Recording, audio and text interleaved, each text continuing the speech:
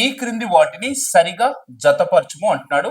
So ఇక్కడ writs ఇచ్చాడు. Writs కి సంబంధించినటువంటి దాంట్లో వాటికి సంబంధించినటువంటి అంశాన్ని మనకి జతపరచుము అని చెప్తున్నాడు.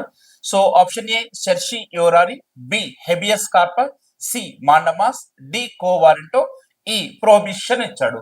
సో నెక్స్ట్ అర్థం to be certified to have the body, so we command by what a authority, next to forbid అని ఇచ్చాడు.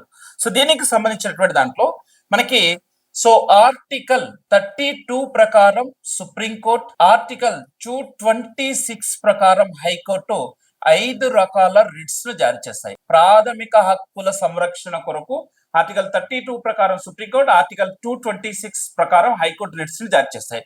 సో దీంట్లో మనకి షెర్షి యో రాది అని ఇచ్చాడు.